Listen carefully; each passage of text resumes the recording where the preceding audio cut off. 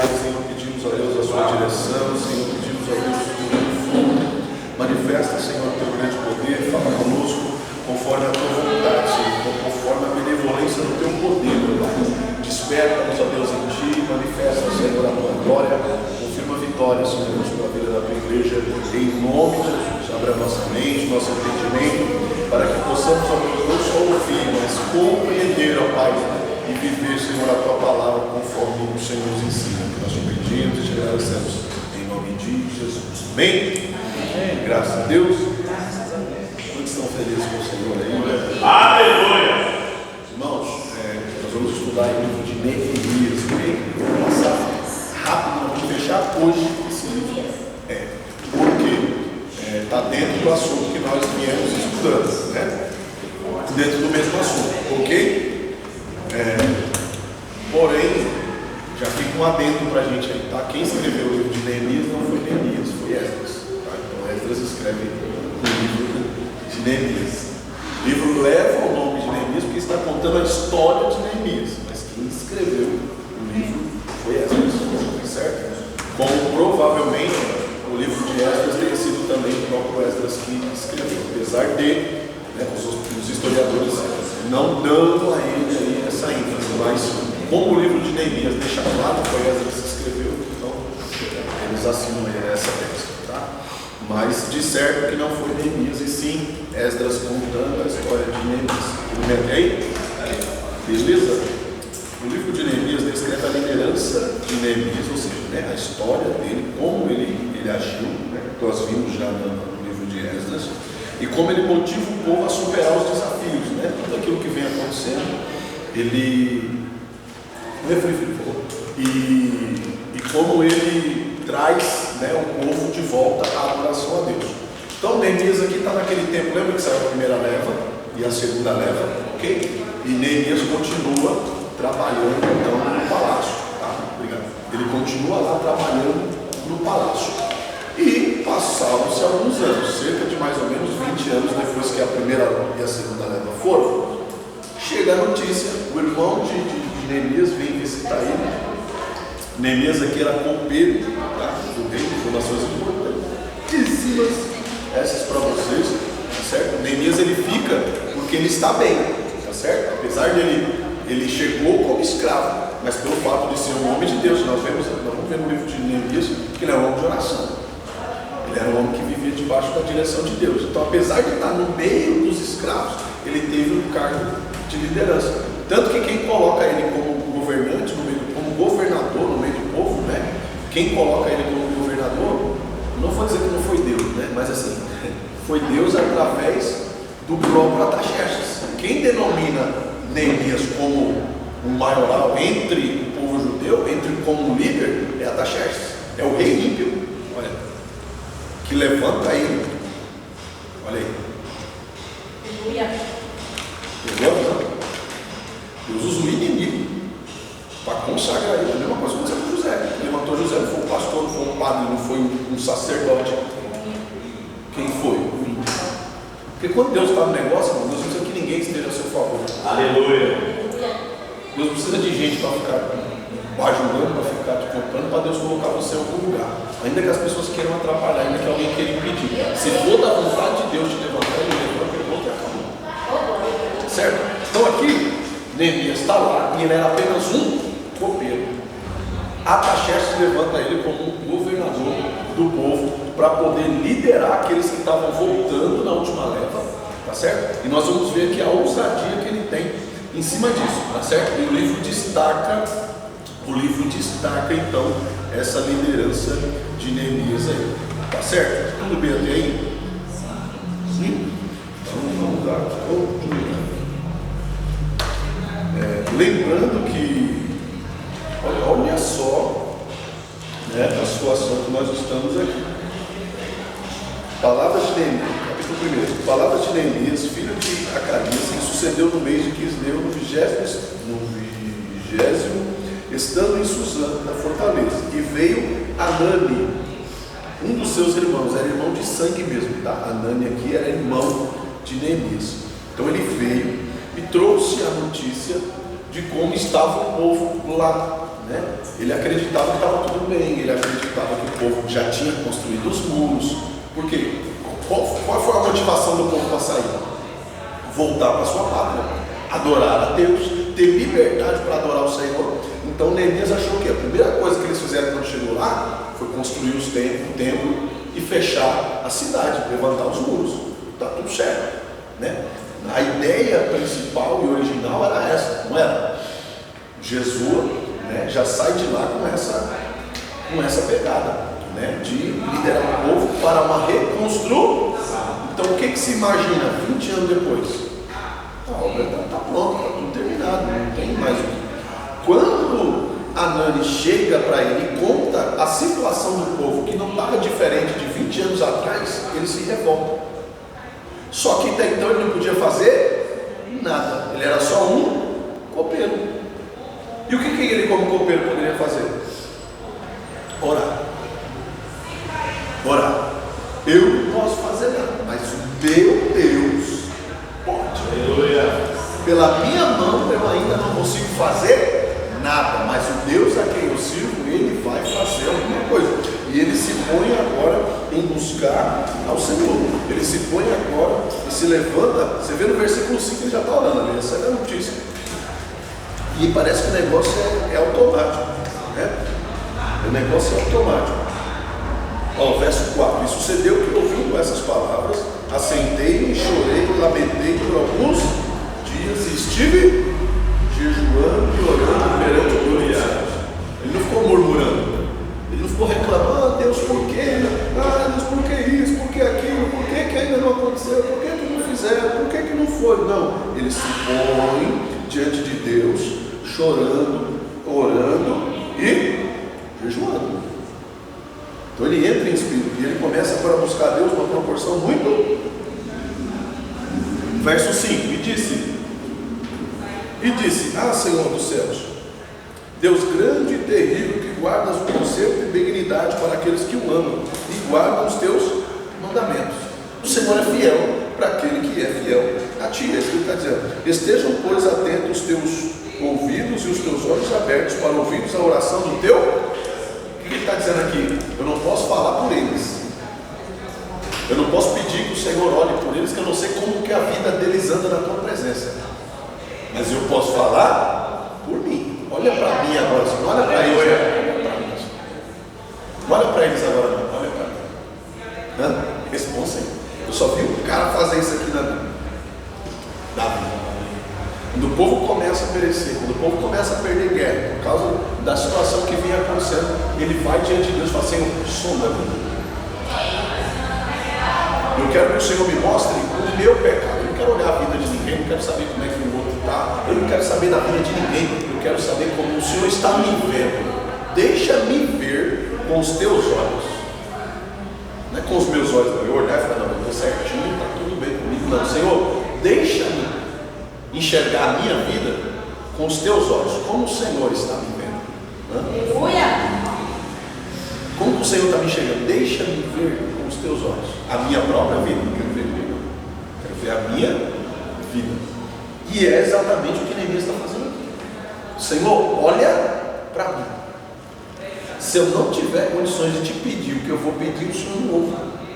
É simples assim. Ele não quer barganhar com Deus. Olha, Deus, se o Senhor fizer, se o Senhor me levantar, se o Senhor me usar. Não é isso que ele está fazendo aqui. Não é isso que ele está fazendo. Eu vou fazer uma oração. E o Senhor olha para mim. E se o Senhor encontrar em mim verdade, se o Senhor encontrar em mim sinceridade, se o Senhor encontrar em mim o espírito que eu quero, de servo, aí o Senhor responde. Beleza? Tem coragem? Coragem para uma oração dessa? Qual a proposta? Eu vou pedir algo aqui. Se o Senhor ver dentro de mim, se o Senhor enxergar a verdade no que eu estou te escrevendo, no que eu estou te falando, o Senhor responde. Se não, não precisa nem responder. Qual o nível, irmão, que nós temos que alcançar para chegar ao ponto de poder fazer uma oração dessa? Esse é o nível que nós temos que querer alcançar. Os crentes estão se iludindo com pregação, com canção, com louvor. Irmão, Satanás louva, irmão.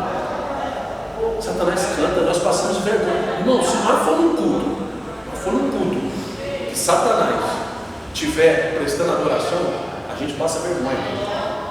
Deus vai receber? Não vai. Mas que nós vamos ficar de boca aberta. Porque com quem que nasceu a adoração? Com quem? Com Lúcifer. Ele trouxe a adoração. Ele puxava a adoração. Você acha mesmo que tem cantor do mundo aí que faz vergonha nos cantores que se diz gospel? Em timbre de voz, em eloquência, em tudo.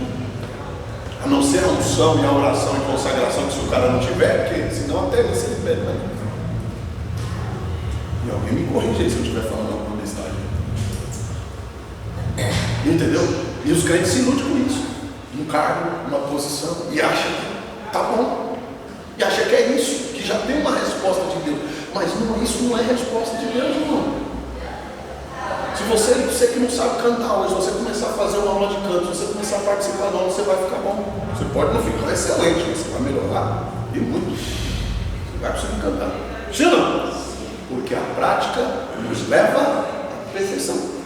A prática nos leva a melhorar. Então tudo que você faz com uma certa frequência, a tendência é você ficar bom naquilo. É por isso que você vai fazer um curso específico de alguma coisa, e do primeiro dia de aula até o último dia de aula, o professor vai ficar batendo na tecla para que aquele assunto entre na sua mente, de maneira que você fique bom naquilo e consiga exercitar por si só depois. Certo? É isso. O que nós como cristãos precisamos entender é isso. Não é porque nós dominamos algumas coisas, não é porque nós dominamos alguma arte na igreja, alguma situação, que eu já tenho um sim e a aprovação de Deus. Na Bíblia nós vemos Deus rejeitar reis, nós vemos Deus rejeitar profetas, nós vemos Deus rejeitar pastores, nós vemos Deus rejeitar obreiros. Ezequiel 34, tá certo? Então não é o que eu me tornei que vai fazer Deus se agradar de mim, é quem eu sou.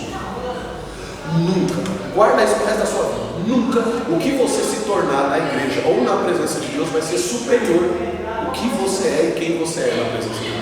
Nunca o que você faz, o que você se tornou, vai substituir o seu caráter diante de Deus. Nada. Alguns estão se perdendo nesse quesito aí, porque alcança alguma posição, os homens já começam a olhar diferente, aí relaxa, que foi o caso de Saul, né, seu pai. Todo mundo já comprou meu personagem, todo mundo já comprou Agora, quem eu sou? As minhas intenções, a minha real face. Deus enxerga a minha real face. Posso trazer o melhor personagem aqui para vocês. Num dia de ensinamento, eu posso trazer um grande mover sobre vocês, diante daquilo que eu sei da Bíblia, diante daquilo que eu conheço de vocês, eu posso trazer uma emoção tremenda sobre a vida de vocês.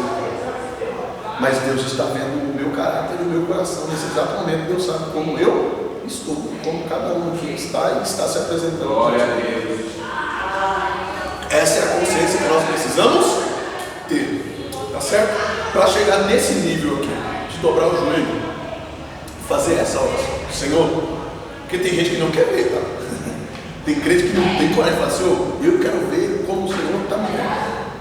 Não, tem que não quer ver, porque já está bom assim, eu estou me sentindo bem, então está tudo bem. E a questão não é eu me sentir bem. A questão não é eu me sentir bem. Não é como eu estou me sentindo. Você acha que Jesus, quando ele veio trazer salvação ao mundo, ele estava esbanjando alegria? Sentimento de felicidade? Como Jesus estava? Triste e angustiado, que é isso que a Bíblia revela para nós. Mas o Espírito de Deus estava sobre a paz. Como a coisa difícil. Olha como que as coisas transparecem diante de nós. Mas nós vamos ver agora Neemias colocando isso diante. Estejam, pois, atentos os teus ouvidos e os teus olhos abertos para ouvidos da oração do teu, que eu hoje faço perante ti de dia e de noite pelos filhos de Israel, teus servos, e faço confissão pelos pecados dos filhos. Eles não têm coragem de confessar diante de ti os pecados. Eles não têm coragem. Eles não têm coragem de falar como eles estão diante de ti, mas eu tenho, porque eu estou vendo.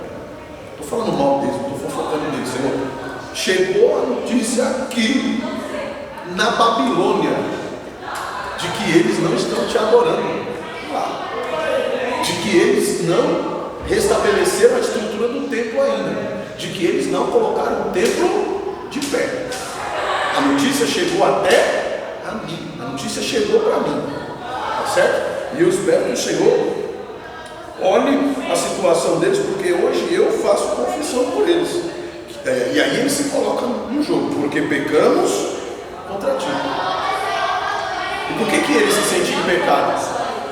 E ele se coloca na situação, apesar de saber que ele não estava, mas ele se sente culpado. Por que você acha que ele se sente culpado? Porque ele é parte do corpo. E por que ele se sente culpado além de ser parte do corpo? Porque ele está dizendo assim, ó, se eu estivesse lá, meu Deus, se eu estivesse lá, as coisas não estariam assim. Se eu estivesse lá, a obra não teria parado. Se eu estivesse lá, nós teríamos enfrentado os adversários. Se eu estivesse lá, nós não teríamos parado de edificar até que os muros estivessem de pé. Porque nós vamos ver que é isso que aconteceu quando ele disse que ia. Quando ele botou o pé para ir, o negócio aconteceu. Nós vimos isso na prova. Foi? Então é isso que ele está dizendo. Ele se sente culpado por não ter ido ajudar o povo naquele momento. Então ele se coloca também errado diante deles. Né? Também eu e a casa do meu pai pecamos. Eu não estou aqui colocando a culpa só sobre os meus irmãos. Eu também tenho parcela de culpa, porque eu quis ficar aqui. Aqui estava confortável para mim. Aqui estava bom para mim. Eu estava numa boa. E eu não me preocupei com os demais. Eu não me preocupei com a igreja. Eu não me preocupei com eles. Então eu também tenho uma parcela de culpa. Tá certo? De maneira nenhuma ele pega e fala, Senhor, por que eles? Por que eles? Por que os outros? Não, por eles são problema deles, mas eu tenho os meus próprios problemas. E os meus problemas eu vou tratar. Tá certo? É isso que ele coloca aqui. Então ele se põe diante de Deus. Verso 8. Lembra-te, pois, da palavra que ordenaste a Moisés teu. O que ele está falando para Deus aqui? Eu estou lendo a Bíblia. Eu estou guardando a tua palavra. Tua palavra está viva dentro de mim. Eles podem ter esquecido, alguém pode ter esquecido, mas eu não me esqueci. Eu conheço a tua palavra. Tá certo? Que o Senhor vos espalhasse entre os povos, mas o Senhor, né, os levantaria. E aí ele termina o capítulo 1 dizendo: então era eu, copeiro do rei. Eu fiz tudo isso não podendo fazer nada. Fez tudo isso aqui sabendo que ele não poderia colocar a mão em nada, ele não poderia sair dali sem autorização do rei, ele não poderia sair do palácio sem uma expressa autorização do rei, porque senão ele ia ser tido como um traidor. Se ele simplesmente foge, vai lá ajudar, se ele sai e tenta ir com as próprias pernas, ele ia ser como um traidor do trono, ele poderia ser morto. Então, ainda que ele quisesse, sem a autorização do rei, ele não poderia fazer nada. Por isso que ele faz essa oração.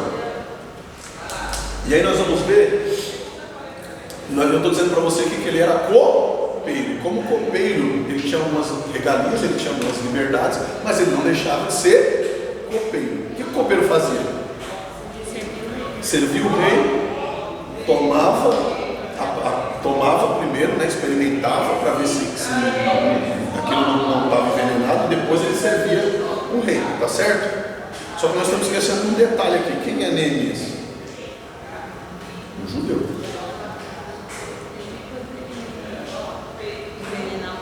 Ele poderia envenenar o rei. O que faz o rei confiar em alguém que poderia envenenar?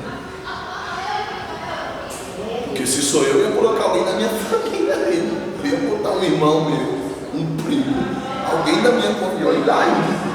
Eu não sei se eu tinha coragem de pôr, não.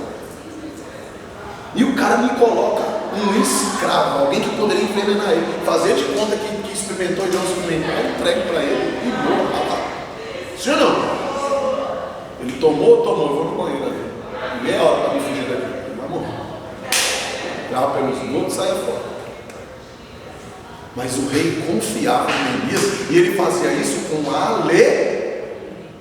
Não estou dizendo para você que o cara era um masterchef no palácio. Não estou dizendo para você que ele era um governante no palácio, alguém que tinha honras. Ele tão somente servia o rei, mas o rei nunca tinha visto ele triste. O rei nunca tinha visto Neemias de cara feia, nunca tinha visto Neemias servindo de qualquer jeito, sempre alegre, sempre servindo com alegria, sempre feliz, sempre apresentando o seu melhor. Tanto que a situação que ele estava agora começa a incomodar Artaxerxes, porque a Bíblia vai dizer que um dia ele vem servir o rei presta atenção, outro dia de novo, quem sabe no terceiro, quarto dia o rei fala: o que está acontecendo com você, Neemias? Seu semblante já não é mais o mesmo, eu não vejo mais alegria no teu rosto, você tinha um brilho que parece que desapareceu. O que aconteceu? O que está te preocupando? Meu Deus. E aí ele pega então e diz: sabe o que é, meu senhor? Sabe a visita que eu recebi, meu irmão que veio ser? Então ele me trouxe uma notícia triste, que o meu povo que saiu daqui, cativeiro, e voltou para a terra lá, eles continuam vivendo em meio ruínas, que o muro ainda não está construído, que as portas da cidade ainda estão caídas, que foram queimadas a fogo. E é isso que está me incomodando. O rei fala: pô, é bem. E olha a pergunta do rei. Vê se tinha alguém soprando alguma coisa no ouvido desse rei. Olha o que o rei perguntou: o que queres que eu te faça? Meu Deus. Olha o que se fala. Olha a pergunta do rei. Será que tinha alguém do lado desse rei? Não era o diabo, não, irmão. Era Deus usando um ímpio. Olha que coisa. E o crente se acha quando é usado por Deus. Deus usou um gado, Deus usou uma jumenta, Deus usou muitos ímpios. E o crente, quando é usado por Deus, se acha alguma coisa. Nós demos uma passeadinha lá no jardim do Éden. Até o peixe, a baleia que engoliu o ouro.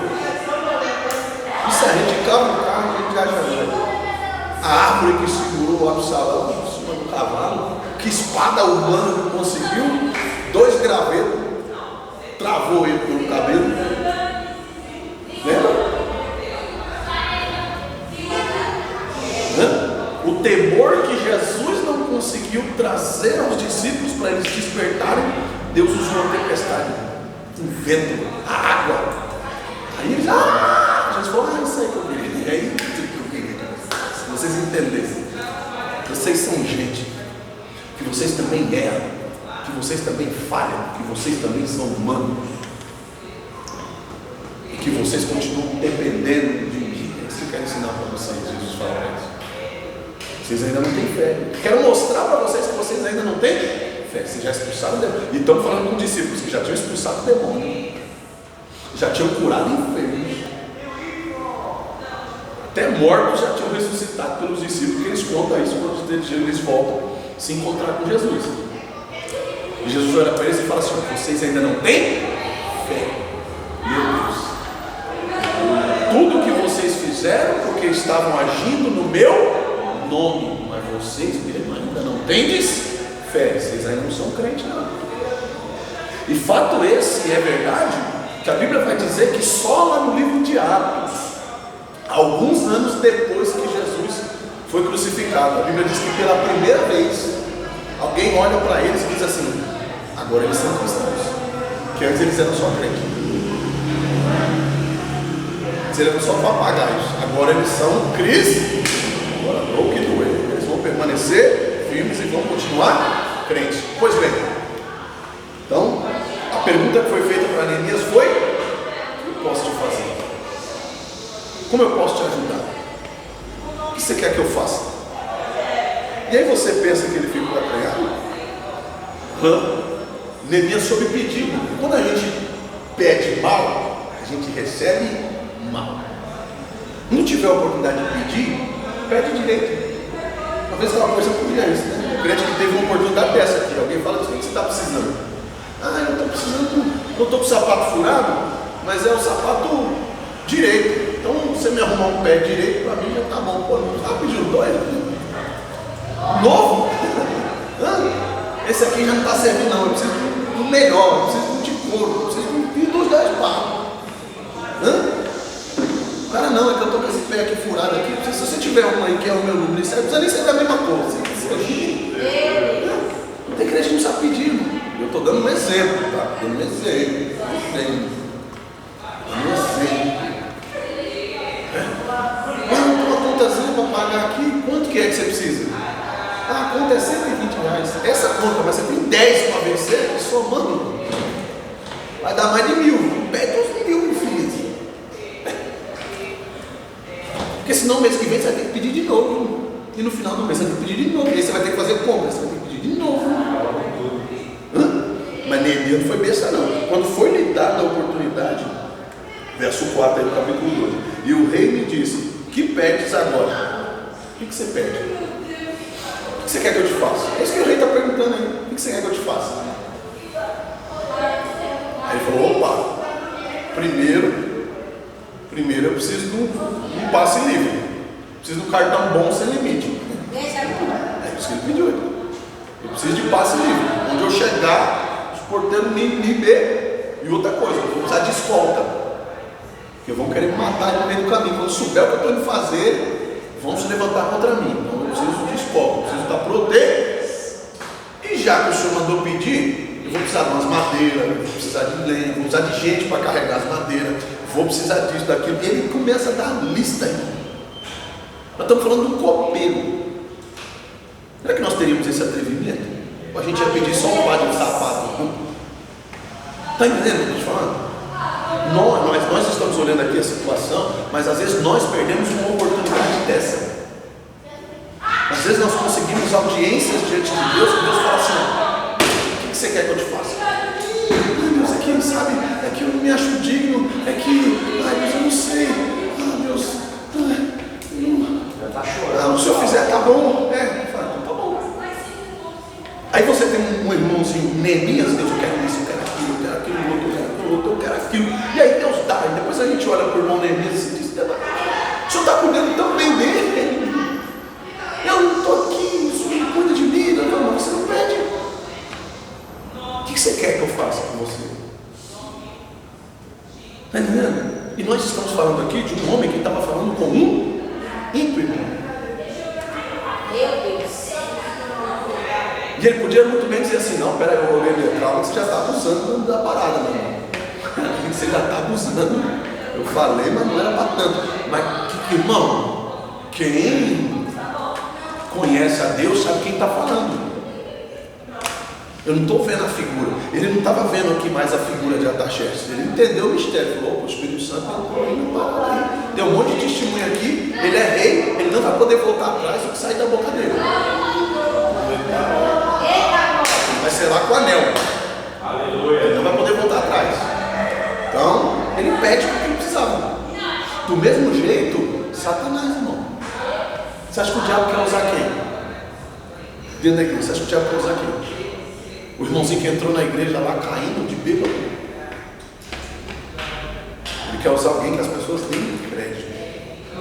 Ele foi atrás do corpo de Moisés. Por quê? Porque o que Moisés falava, o povo fazia. O que Moisés falava, o povo obedecia. O que Moisés falava era lei. Por que ele foi atrás de qualquer um? Por que ele foi atrás do corpo de Arão? De Miriam, que já estava morta?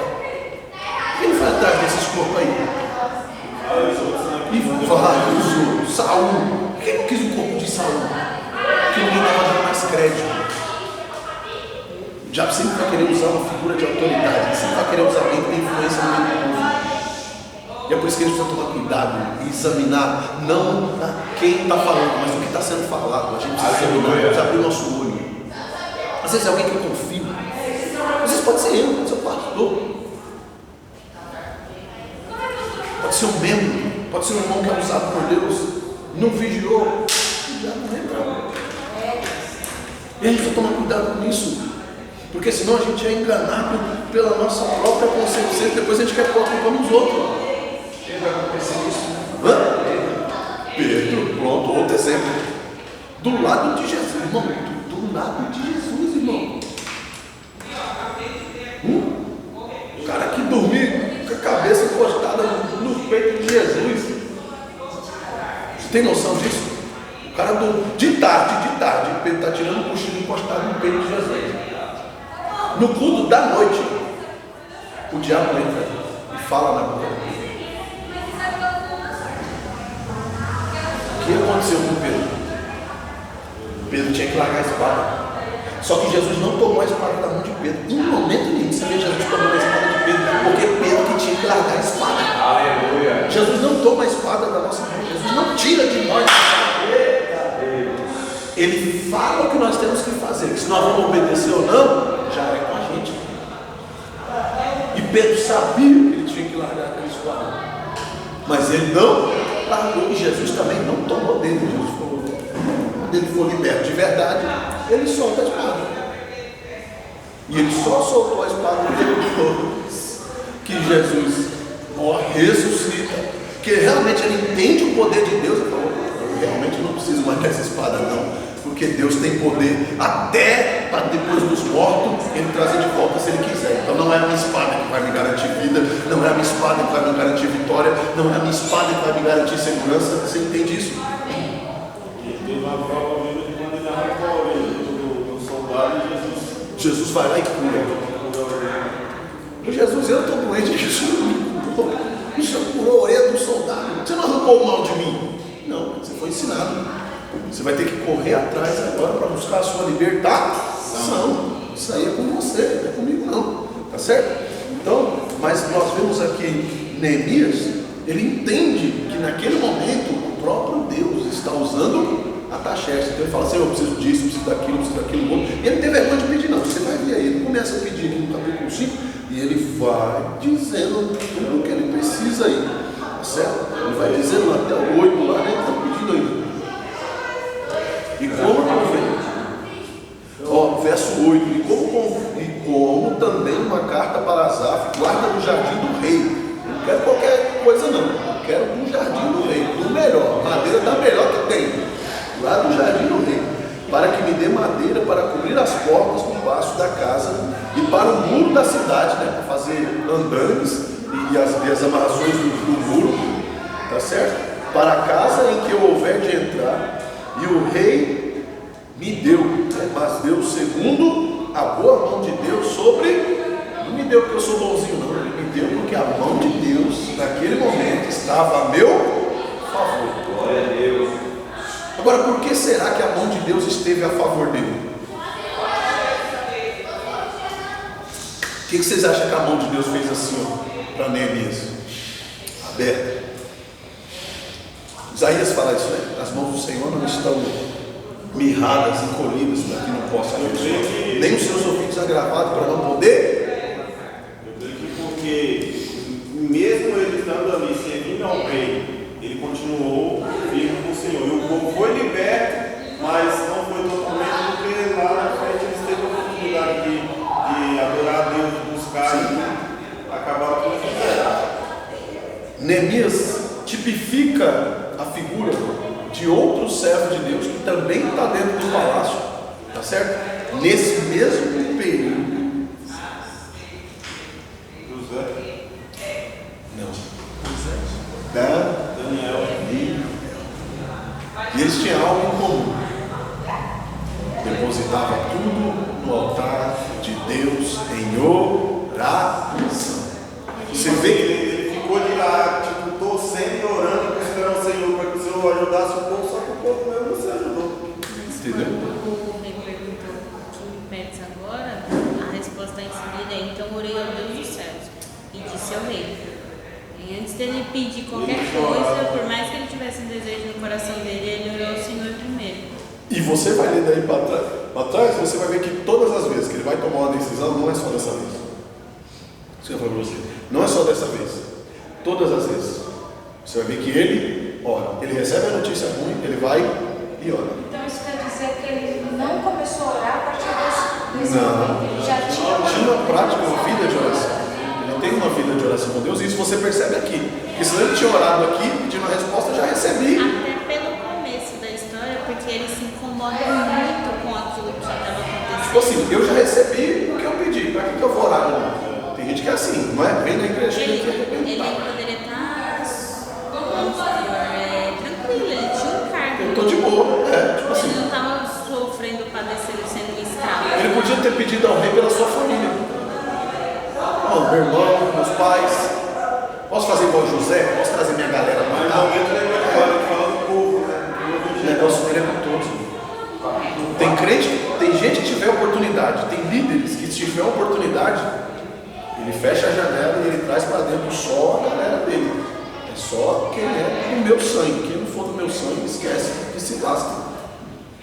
Ele podia ter feito isso. Sabe o meu irmão, aquele que vem aqui? Então eu queria que o senhor favorecesse ele. Não tem um carguinho aí com o meu irmão, não? O senhor não tem um cargo com meu pai, com minha irmã? Né? Olha, a mão de obra boa, igual a minha, trabalham tão bem quanto eu. Sim ou não? Sim. Mas a preocupação dele foi com o povo, igual político, né? O cara recebe um cargo, aí o cara vai trazer agora o primo, o irmão, a cunhada, né? As pessoas, pô, porque essa galera aqui tá bem. E o povo, que se lasca, daqui 4 anos que eles procuram outro para voltar, porque eu vou voltar com a vida. É isso que está acontecendo com ele aqui. Mas ele, ao invés de fazer isso, a preocupação dele é com todo mundo. Porque quando você se preocupa com todos, guarda isso para a sua vida. Quando você se preocupa com todos, Deus se preocupa com você. Quando você coloca a sua vida em relação, quando você coloca a sua vida pela dos outros, Deus intercede por você. O próprio Deus intercede por você. Quando você coloca a sua vida de uma maneira sacrificial, porque o rei aqui podia muito bem ter mandado degolar ele e pegar outro copeiro. Ele falou, não, peraí, você já está querendo me engrupir aí, você está querendo me enrolar. Opa, te der a mão, você está puxando meu pé. Não, sim ou não? Agora eu sei quem é você. Mas não, ele estava certo de que o que ele estava fazendo estava numa direção de Deus. Ele tem temor, porque você vê que ele vai lá, que nem André falou, ele vai lá e ora, Senhor, o que eu devo pedir? Eu entendi essa palavra aí, eu pedi essa palavra aí, Senhor. Eu sei o que ele está falando.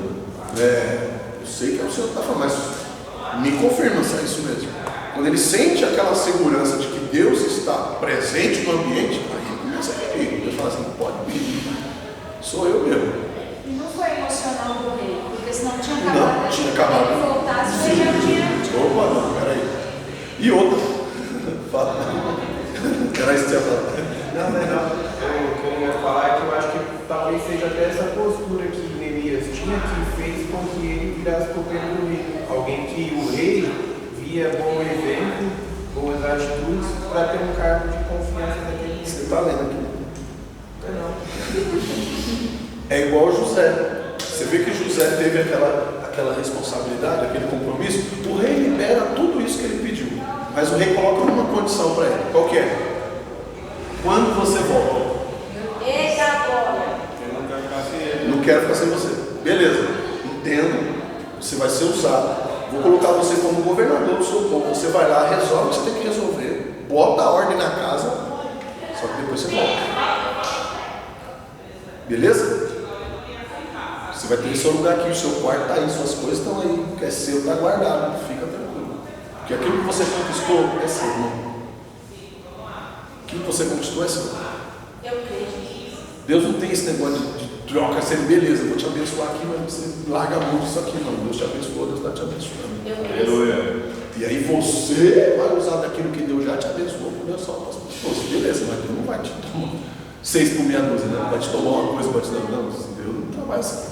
Eu creio, Jesus. Certo? Você vai lá, o que você precisa? Disso, daquilo, monta um cheque, toma, tudo que você precisa. Agora de você eu só quero uma coisa, que você não me abandone. Meu Deus. Eu preciso da sua administração, preciso do seu serviço, preciso do seu servir, preciso da sua sabedoria, preciso da sua sapiência, preciso do seu serviço. Tem gente que tem como se fosse uma prisão, um cativo. E não é só porque está trabalhando com isso. Sim. Tem gente que acha que isso é um cativeiro. Cativeiro. Não é. Eu falei isso para alguém, falei isso com a Agatha uns dias para trás, quando ela veio, né, e tal, não sei o quê, uma proposta de emprego, mas não era bem o que eu queria, e tal. E aí ela testemunhou com ele. Eu falei, filha, mas o importante não é para onde você não é para onde você entra, onde você quer chegar. Não tem problema, entra pela porta do fundo. Se for colocar a parede também, e assim ela fez. Entrou na produção, hoje ela está como líder de qualidade. Se fosse para ela entrar direto como líder de qualidade, ela não teria conseguido, porque as exigências seriam muitas. Mas agora aparece uma oportunidade e ela já está lá dentro. Olha a Esther. Põe uma vaga para a rainha. Ela está aqui sem fazer nada. Por que não? Glória a Deus. Está entendendo? O problema é que a gente já olha a brecha, a janela alta. Né? A gente já quer chegar voando. A gente fala, não, vem engatinhando mesmo que depois eu te levanto. Não tem problema. Certo? A gente precisa aprender a confiar mais em Deus. E é isso que ele faz. É que a grande questão dentro de tudo isso que a gente acaba vivendo é uma coisa chamada processo. E é ele que traz o crescimento. Se você pegar uma massa de pão e você colocar todos os ingredientes lá, mas você não bater essa massa, não der um tempo de descanso, ela não vai crescer, ela vai solar. Né? O bolo é uma coisa, se não bater direito, se não espalhar o fermento da maneira que você vai solar, não vai dar o crescimento, tem que esperar, irmão. E é exatamente o que as pessoas não querem esperar. Porque esperar rege confiança. Esperar rege verdadeiramente dependência. Eu não sei o que vai acontecer. Eu vou esperar, mas e se não crescer? Eu vou esperar, mas e se não ficar bom? Vou esperar, mas e se... E não é que o resultado não está comigo, irmão. O que está comigo? Fazer o processo. O que está comigo é fazer o processo. Fazer o que tem que ser feito. Agora, o que tem que fazer? Colocar os ingredientes. E agora? Bater os ingredientes. Fazer crescer já não é comigo. Tá certo? Aquilo que está, por isso que Deus fala assim, aquilo que está na sua mão para fazer, faça. Porque tem coisa que não é você que vai fazer, tem coisa que quem vai fazer é Deus. Então o que está na sua mão para fazer, você faz. O que não está na sua mão para fazer, fique tranquilo. Deus já tem quem faça. Aleluia. Glória a Deus. Certo? A questão aqui de pedir as madeiras, de pedir os recursos, estava com ele. Ele podia carregar tudo aquilo? Não, mas ele pediu. E agora? Rei, o senhor me deu tal, beleza. Eu preciso levar isso aí, como é que fica? Talvez o rei não tivesse feito essa conta. Quantos servos ele vai precisar para levar essa madeira para levar aqui? Era uma conta que ele não tinha feito. Mas ele já tinha aberto a mão. Ele já tinha abençoado. Ele já tinha dado a sua palavra. E não tinha volta. E você vê que ele não faz questão de, olha, você está saindo daqui com tantos homens, e você vai ter que voltar com essa mesma galera. Não, ele faz questão de Neemias. Se esses caras que estão com você, chega eles quiserem casar lá, eles quiserem morar lá, é problema deles.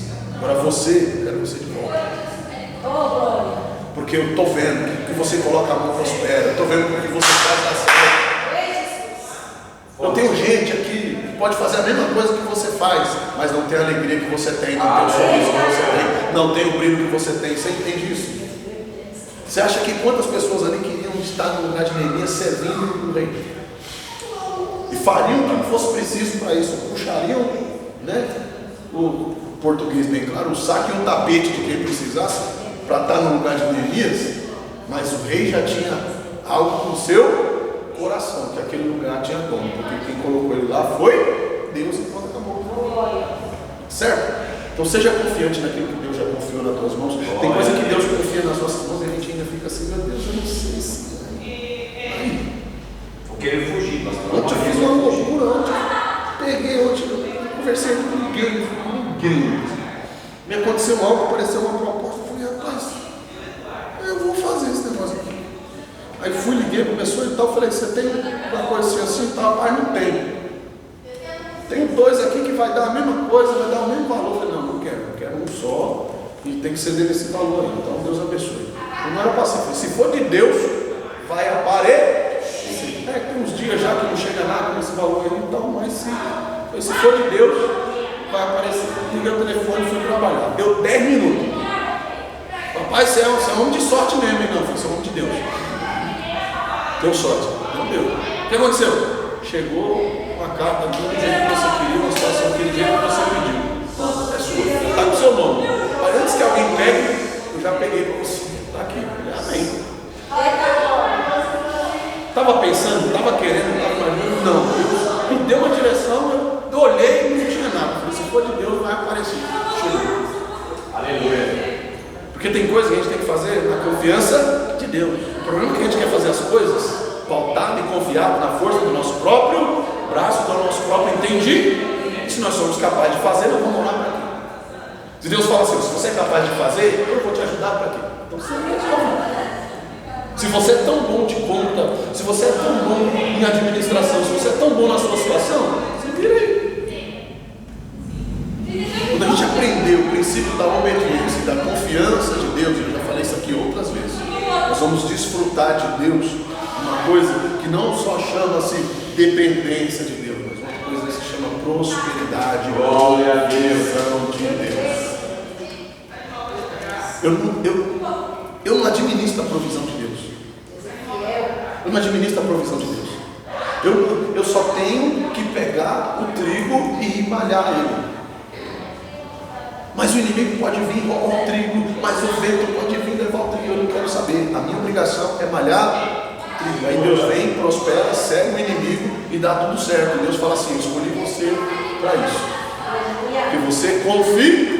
Estava todo mundo de braço cruzado, ninguém queria saber o que fazer. Você tomou, deu um passo, tomou uma direção e agora eu sou contigo. Gostei.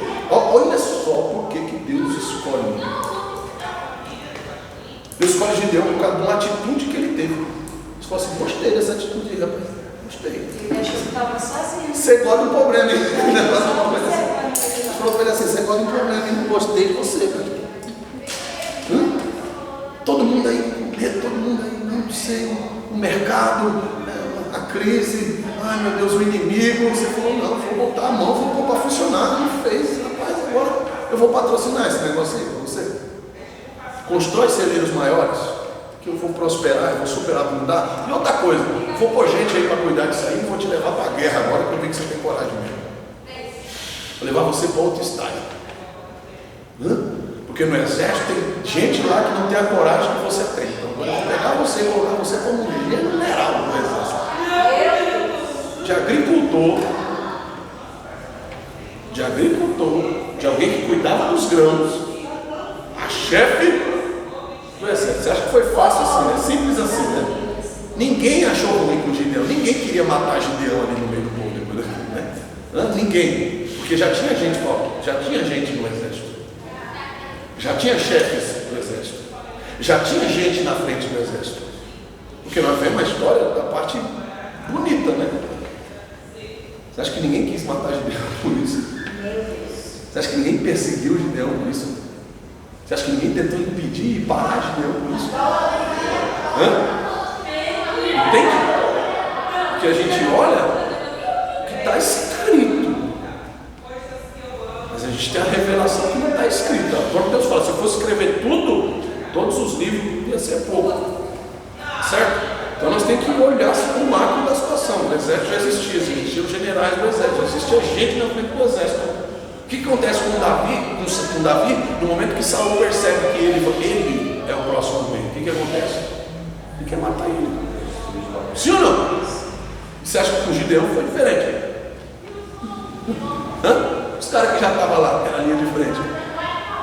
E aí, quem que deu a notícia para eles que Gideão assumiu o povo? Deus fala comigo? Não, só quando ele quer. Não é o caso. Quem teve que dar a notícia?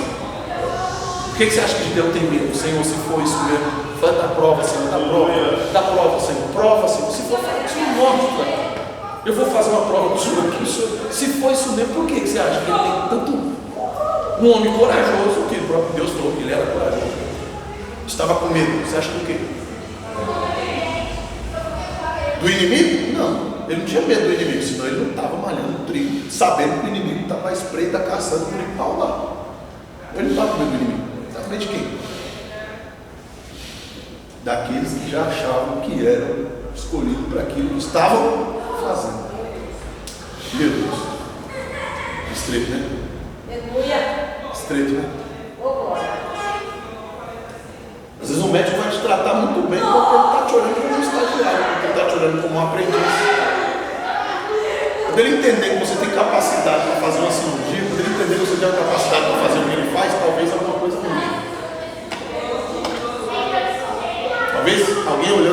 vê que você é bom de fazer planilha, é bom de vendas, é bom disso, daquilo, tudo bem. Quando alguém vê que você é bom de obedecer ordem, tudo bem. Quando alguém perceber que você tem potencial para algo mais, a coisa muda de figura. Quando as pessoas olham para a gente está no degrau de baixo, está ótimo. Agora, quando as pessoas olham para a gente e estão olhando no olho no olho, as pessoas começam a estar preocupadas. Opa, peraí, o que está acontecendo aqui? Você entende isso? E aí essa situação, Neemias agora está para sair do palácio. Pessoas aqui já estão se programando para entrar na vaga de Neemias. Alguém aqui cobriu as férias dele nesse período. Alguém aqui ficou no lugar dele nesse período. Que não foram poucos dias. Mas o rei já deixou claro, esse lugar tem. Neemias está indo, mas ele vai voltar e esse lugar aqui é dele. Meu Deus. Você já tomou posse do que Deus liberou sobre a tua vida? O Senhor já liberou sobre a tua vida. Talvez você não tomou posse daquilo que Deus te confiou. Então agora é a hora, hoje é o momento. A Bíblia fala que exatamente nesse período, quando ele chega com todos os recursos, é aquela parte que nós vemos na outra aula, onde ele se depara com Sanbalate e Tobias. E eles começam então a tentar atrapalhar aquela situação. Mas Neemias mostra o seu compromisso com a obra de Deus, o seu compromisso em ver a obra realizada. No capítulo final, do capítulo 2 para o capítulo 3, nós vamos ver já Neemias, o povo se encorajando com a chegada de Neemias. Porque o cara não chegou assim, irmão, do nada. Vamos, olha, nós vamos aqui fazer um projeto, nós vamos começar a rascunhar aqui alguma coisa. Não, Neemias chega com o projeto pronto. O cara já chega com madeira, o cara já chega com mão de obra. É o seguinte, negado, eu vou construir. Esse cara esse tempo todo aí não fizeram nada. Eu trouxe gente para trabalhar. Se vocês quiserem ajudar, bem. Se não quiser, eu já estou começando a obra. Meu Deus. E alguns, ao ver aquela motivação, ao ver o trabalho, se sentiram constrangidos. Pô, os caras estão vindo lá da Babilônia para tirar o lixo da nossa porta. Fica feio, fica. Vieram lá da Babilônia para varrer a nossa porta. Não acredito. Tirar os entulhos para fora, coisa que nós já podíamos ter feito.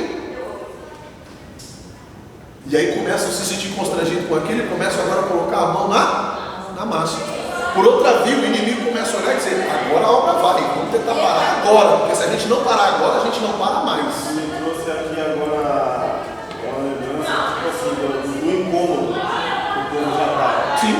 Sabia que para eles estava normal aquilo, só que outra pessoa teve que vir de fora e falar: ei, o que vocês estão fazendo aí? Se mexe, vamos mexer aqui. E aí? Despertar, né? É isso. Incomoda, mas funciona. Tem coisa que incomoda, tem coisa que tira a gente do conforto, mas funciona. É o que faz a gente se mexer, é o que faz a gente trabalhar. Porque tem crente, se não for tocado, se ele não for empurrado, se ele não for incomodado, ele não se mexe. Se ele não for incomodado, ele não ora. Se ele não for incomodado, ele não busca Deus. Você quer ver, tem crente que quando mais ora, quando está mais perturbado, mais atribulado, quando está passando por uma situação difícil, aí você escuta ele orar lá do outro lado da rua. Caso contrário, ele nem lembra que é crente. Caso contrário, nem, porque não tem nada que o incomode. Mas a Bíblia vai mostrar que diante dessa situação aqui, eles começam a se mexer. E a obra que estava parada já por mais de 20 anos aqui, depois que eles vieram, agora o negócio começa a deslanchar. Porque eles chegaram e fizeram os firmamentos. Lembra que eles fizeram, né? Fincaram lá as estacas, marcaram, mas na hora de botar a mão na massa, eles pararam. O inimigo chegou, botou terror e eles simplesmente aceitaram aquela condição e ficaram nessa. Agora Neemias chega com toda aquela mão de obra, com compromisso diante de Deus, e antes de começar a construir, ele ajunta eles, ele ajunta todo o povo e diz: olha, vamos orar. Bota os materiais no chão aí. Nós vamos orar. Vocês lembram ainda como é que ora? Vamos orar. Nós vamos buscar o Senhor. Nós vamos descer e orar. E ele começa então ali incitar o povo a buscar a Deus. Ele começa a clamar a presença de Deus ali no meio do povo. Olha lá, ele chega e começa a contar o que aconteceu para motivar o povo. Verso 17 do verso 2, do capítulo 2, perdão, capítulo 2, verso 17. Então lhes disse: bem vedes vós, miséria em que estamos, que Jerusalém está assolada e as suas portas têm sido queimadas. Vinde, pois, reedifiquemos o muro de Jerusalém, e não estejam mais em opróbrio. Então lhes declarei como a mão do Senhor, meu Deus, me fora favorável. Contei como que Deus me ajudou até chegar aqui, como também as palavras do rei que me tinha dito. Então disseram: levantemo-nos e edifiquemos, e esforçaram as suas mãos para o bem. Agora disseram: não, nós temos que trabalhar. Realmente, se o rei, que é um ímpio, está favorável a essa obra, não vai ser eu, não vou ser eu que vou dar um passo para o inimigo, não vou ser eu que vou ser usado por Satanás. Então eu vou ajudar também a edificar. E eles começam, que é exatamente o momento onde chega Sanbalat e Tobias. A história chega de que o povo está animado. Não tinham nem começado ainda, mas eles já tinham se animado para fazer alguma coisa. Você não precisa ser alguém importante, você não precisa ser alguém influente, você só precisa estar animado. O povo se animou, falou: não, vamos construir mesmo, vamos dar a mão, vamos fazer acontecer. Aí pronto, foi o que basta. Às vezes é uma pessoa que você olha para a sua vida e você fala: não tenho nada, porque as pessoas têm inveja de mim, eu não tenho isso, não tenho aquilo, meu Deus do céu. Tem inveja por quê, pelo amor de Deus? Porque eles já estão vendo que você tem uma coisa que eles não têm, que ânimo. Fé, perseverança, brilho no Espírito Santo. Você está animado porque você sabe que você não pode, mas o seu Deus pode. Você não é, mas o seu Deus é. Me está te dando condições e capacitação para poder se tornar aquilo que Deus chamou a seu favor. É por isso que ele começa a trabalhar e conspirar contra, tentando atrapalhar o agir de Deus. Mas, olha lá, capítulo 4, versículo 6. Assim edificamos o muro, e todo o muro se cerrou até a metade, porque o coração do povo se inclinava a trabalhar na edificação. O muro já tinha chego na metade, certo? E eles continuam então diante de todo aquele trabalho. Capítulo 5. Os pobres murmuram contra os ricos. Oh meu Deus, isso não acaba nunca, né? Isso não acaba nunca. E você vai ver a história, você enxerga o Salmo 73, você enxerga Asaf. Poxa, parece que só eles prosperam, parece que só eles que têm um carro bom, uma casa boa, parece que só eles que conseguem alguma coisa. Eu estou aqui. Aí vem aquela frase: depois que eu virei crente, as coisas parecem que ficaram mais difíceis para mim. É exatamente isso que eles estão vivendo. Porque o crente não entende que o tesouro dele não está aqui. A Bíblia diz que o tesouro de verdade nosso está guardado. Mas nós temos um depósito que o mundo não tem. Por isso que Paulo olha para Timóteo e fala assim: guarda o bom depósito. Guarda o bom depósito que é de. Depósito é esse, você vai lá na conta, puxa, o saldo está negativo. Que depósito? É onde está caindo esse depósito aí? Que depósito é esse? O Espírito Santo de Deus. Esse é um depósito que não tem preço. É por isso que Paulo chega em alguma cidade, alguém pergunta para ele assim: quanto você quer para me dar esse depósito? Quanto você quer para pôr a mão na minha cabeça e acontecer comigo o que aconteceu com aqueles irmãos ali? Ele queria matar. Aí Paulo queria matar os indivíduos. O que você está falando aí? Porque às vezes nós não valorizamos, irmão.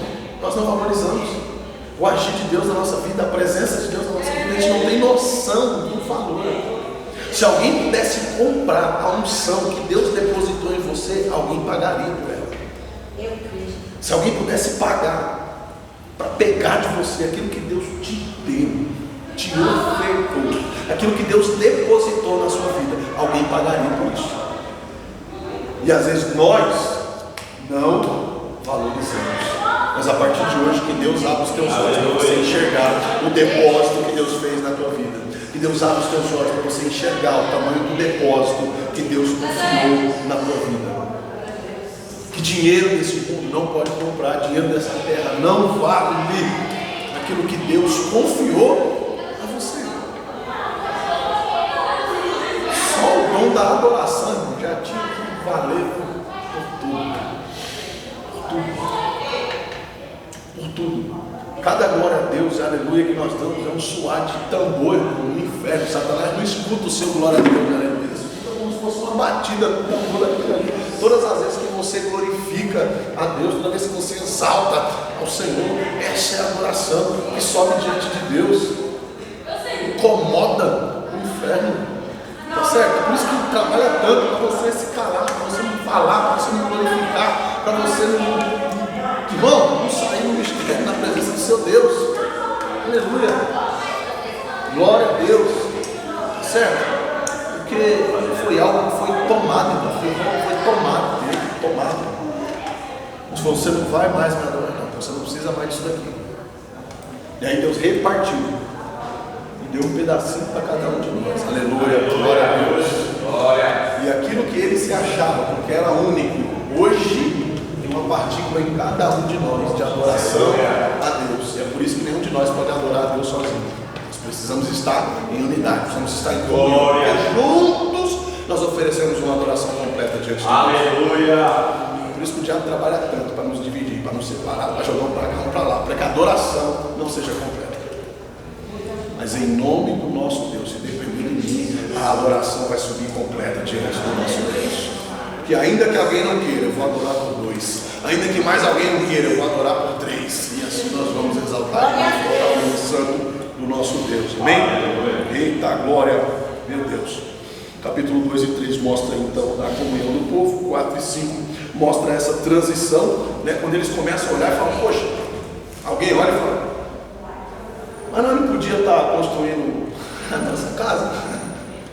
Nós não podia estar fazendo para nós? Tem que estar levantando o muro mesmo? Porque tem gente que é assim, né? Será que tem gente assim no dia de hoje? Hã? Ah, mas eu tenho que dar para a igreja. Ah, eu vou dar disso para pastor nada. Hã? Eu estou maluco? Não, né?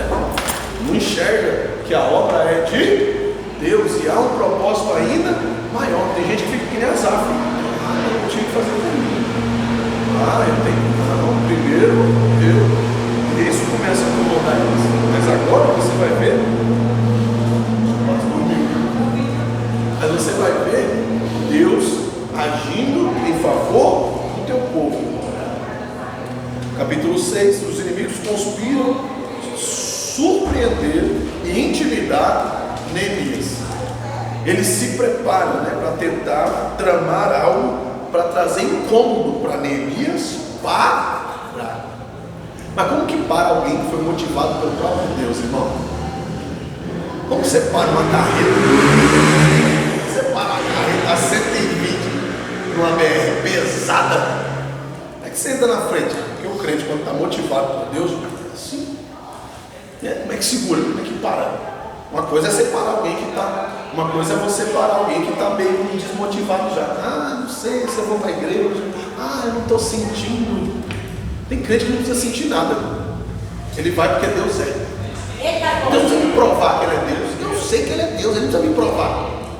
Ah, não estou sentindo. Você não tem que sentir nada mesmo. Não. Você tem que saber, você sabe. Você tem consciência que Ele é Deus. Pronto, você não precisa sentir nada. Eu não quero sentir o fogo do inferno. Meu irmão. Não faz um negocinho de desculpinha. Fala para mim. Fala para mim. Quantos arrepios Jó sentiu?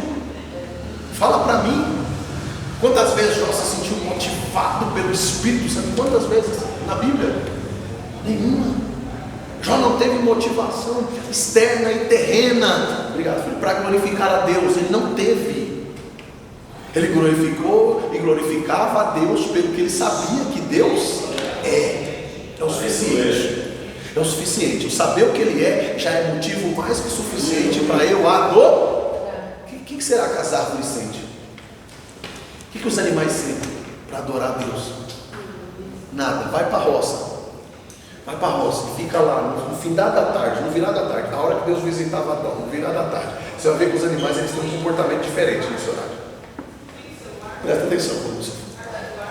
Começa a prestar atenção nos animais. Eles têm uma rítmica diferente. Examina eles durante o dia e olha eles no período da viração do dia, que é a hora que a Bíblia diz que Deus visitava Adão, Deus descia na terra. Presta atenção. E o que eles sentem? Nada. Eles sabem que Deus é.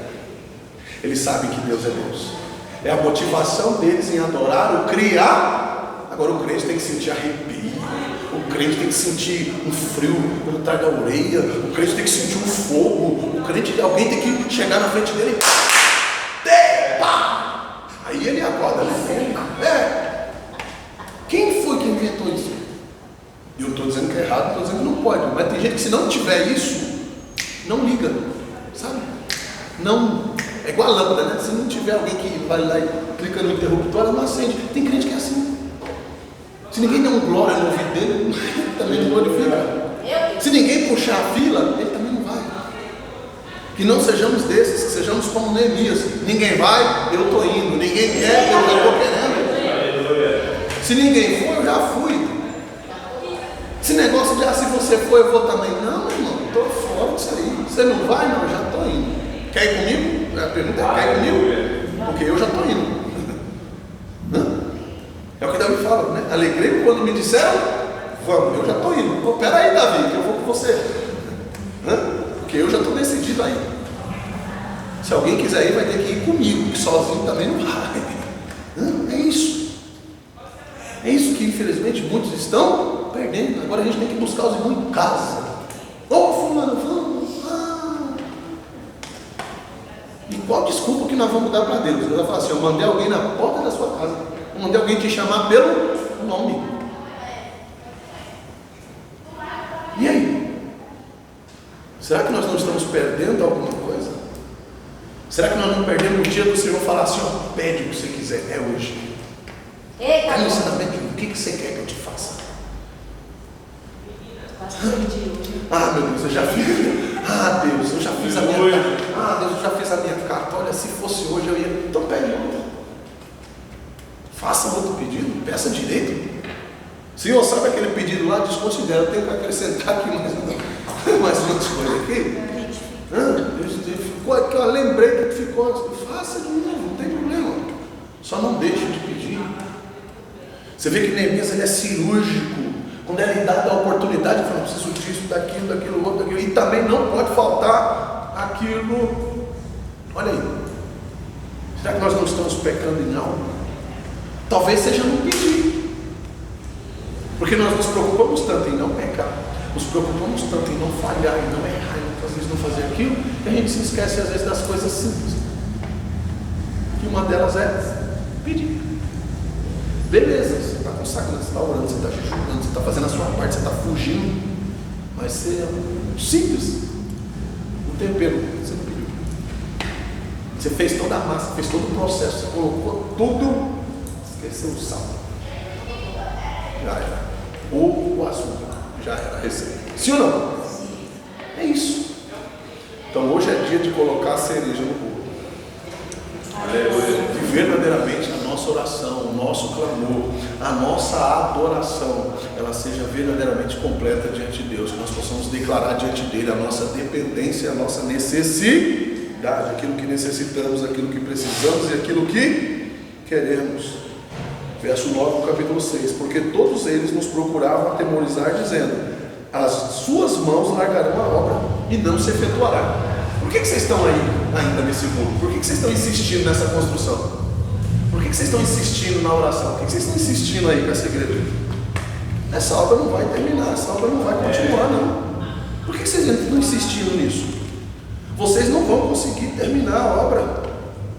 Mas a Bíblia vai dizer que enquanto ele está escutando aquilo que o inimigo está falando, ele já rebate com uma oração que ele começa a conectar diante de Deus. Esforça as minhas mãos. Deixa eu parar. Não. Eu estou ouvindo o Senhor o que eles estão dizendo. Todos procuram nos atemorizar, dizendo que as nossas mãos largaram a obra e não vamos terminar esse muro. É o que eles estão dizendo. Agora, Senhor, eu quero ouvir a sua voz. Cala todas as outras vozes, Senhor. Eu quero ouvir o que o Senhor está me dizendo. Eu quero ouvir o que o Senhor está me falando. Cala todas as outras vozes. Ele começa a orar. E aí ele diz assim: eu não quero que o Senhor faça o que eu tenho que fazer, não é isso que ele fala. Eu não quero que o Senhor faça o que eu tenho que fazer. Me dá forças para que eu termine a obra. Entende? O que Deus quer que nós venhamos fazer? Assumir as responsabilidades de algo que Ele já nos confia. Não adianta eu ficar orando para Deus fazer algo que Ele já me mandou fazer. Quem vai ter que fazer isso? Eu posso pedir para Ele me dar força e capacidade. Quando Ele fala assim, esforça as minhas mãos, Ele está dizendo, me capacita para isso. Me dá a força do braço. Essa força que Ele está falando é o ímpeto, é o sentimento, é a capacitação para não parar, para não desistir, para não dar ouvido para as vozes que Ele vinha recebendo. Isaías 54:17, né? O que ele está falando aqui? Que toda ferramenta forjada contra o teu povo, Senhor, que ela seja destruída agora em nome de Jesus. Que toda ferramenta projetada e preparada, toda armadilha levantada, ela seja neutralizada agora em nome de Jesus. Fazendo mais uma vez, orando. Será que ficou claro por que ele conseguiu executar aquilo? Será que ficou claro por que ele conseguiu fazer o que ele tinha que fazer? Porque em nenhum momento ele deixa de orar. Ele está sendo abençoado, ele está orando. Ele está recebendo os recursos que ele pediu, ele está orando. Ele está diante do rei, ele está orando. Os inimigos estão diante dele, em vez de murmurar, ele está orando. A obra não começou ainda, ele está orando. A obra está pelo meio, ele está orando. Não para de orar. Não para de orar. Que a oração é a estrutura, a oração é a base. A oração é a bússola que vai nos dar a direção. Eu falei para vocês, eu pensei no algo, falei assim, não, mas está difícil. Aí comecei, né? As vozes contam, não, que não vai dar, está difícil, que eu não vou conseguir, Senhor, que isso, que aquilo. Falei, Senhor, me dá uma direção. Quando eu vi, eu já tinha feito. Eu fiquei naquela, o que eu fiz? Falei, não, peraí, Senhor de Deus, poxa, é isso, tá certo, é por esse caminho que eu vou, o plano acabou. Qual que é a minha parte? O agora, o amanhã pertence a, e pronto, acabou, irmão. Essa é a direção que nós temos que ter, em saber, e confiar nele, não é agir igual um louco, igual um maluco, como se as coisas não tivessem consequência. Não, eu vou dar um passo conforme o chão, mas sabendo que não é na força do meu braço, é na confiança e na dependência do Senhor. Capítulo 15, verso 15 do capítulo 6. E acabou-se, pois, o muro aos 25 de Eliú, em 52 dias, ou muro, né? Nós vimos a construção do templo, né? Na outra aula, foi quantos dias? 20 alguns dias, né? 28 dias, se não fala agora. E agora a construção do muro. O muro, você tem a noção do muro, a dimensão. Vamos fazer de conta aqui, ó. Diadema. Então, para você ver um muro construído em volta de uma diadema. Em volta. É possível? É, eles fizeram. E eu estou dando para você uma dimensão pequena, que é o que eu conheço. Tá? Se a gente for botar isso aqui, né, a cidade, pegar a metragem dela, é perigoso caber umas 10 diademas dentro. Em quantos dias o muro foi construído? 52 dias. E por que não foi construído antes, irmão? Eles ficaram 20 anos só de quando saiu a segunda leva, que foi o reforço para ajudar até Neemias entrar em cena. Uma obra de 52 dias. Ficou parada 20 anos. Depois que tinha sido começada, né? Por que será que ficou todo esse tempo parado? Porque deram ouvido para o inimigo. Será que não tem coisas na nossa vida que já era para ter acontecido? Será que não tem bênçãos que já era para a gente ter alcançado? Aleluia. Será que não tem coisas que já eram para estar nas nossas mãos? Mas o medo, o constrangimento, a situação ao redor está tudo me dizendo que não. Mas eu ainda não parei para dizer, Senhor, cala todas as outras vozes, eu quero ouvir a tua voz, Senhor. Aleluia. Tem muita gente falando, tem muita gente dando palpite, eu quero ouvir o que o Senhor tem a dizer. Aleluia, glória a Deus. Senhor, estou ouvindo a voz de muita gente, mas eu quero ouvir a voz de muitas águas. Aleluia, glória a Deus. É isso. Às vezes nós estamos ouvindo e dando ouvido para as pessoas erradas. Porque o inimigo chegou aqui quando eles começaram a construir. Tá certo? Sim ou não? Então quem que tá, o inimigo estava usando para parar a obra antes disso? Eles mesmos. Os irmãos, os pais, os tios, os próximos. Porque o inimigo só se incomodou quando a obra começou a ser construída. Então o diabo antes não estava nem aí. Não estava usando o inimigo, não estava usando outras pessoas, estavam usando eles mesmos, uns desmotivando os outros, um atrapalhando o outro. Você vai construir para quê? Mas não vai adiantar. Não vai adiantar você limpar a sua porta, essa porta do outro está suja. Amanhã você vai acordar, a sujeira dele vai estar na sua porta. Não deixa aí. Você vai começar a construir, você vai comprar material, você vai pôr aí, de noite você vai dormir, alguém vai roubar. É mesmo, né? E por aí foi. E 20 anos se foram. E o diabo não precisou de nenhuma autoridade para isso. O diabo não precisou de nenhum espírito maligno, nenhuma potência do inferno para isso. O diabo foi usando eles mesmo. O problema é que a gente só entende que é o diabo quando ele está manifestado. Quando ele está de cara feia, quando ele está com as garrafas. Está endemoniado. Se chegar sorrindo, a gente não acha que é demônio, irmão. A gente põe na mesa e serve um cafezinho. A gente pede conselho. Porque está sorrindo. Está dizendo que é amigo. Vem falando manso, vem falando bem. E a Bíblia diz que ele vem de sapatinho de algodão mesmo. E dá conselho para a gente. E abraça a gente. E a nossa vida continua amarrada, continua parada, continua travada. Mas em nome do nosso Senhor e Salvador Jesus Cristo, Deus vai abrir os teus olhos. Deus vai te dar uma direção. Deus vai trabalhar na tua vida. Deus não vai te deixar enganado. Deus vai colocar um incômodo em você hoje para você realizar aquilo que estava parado na tua vida. Você vai receber um incômodo que recebeu Ana, dizendo, não posso mais, nessa 10 anos nessa situação, não. Você vai receber o incômodo que José recebeu dentro daquela prisão e disse, eu posso estar preso, não tem problema. Eu fui chamado para ser governante, eu vou governar. É na cadeia, eu vou governar essa bagaça aqui.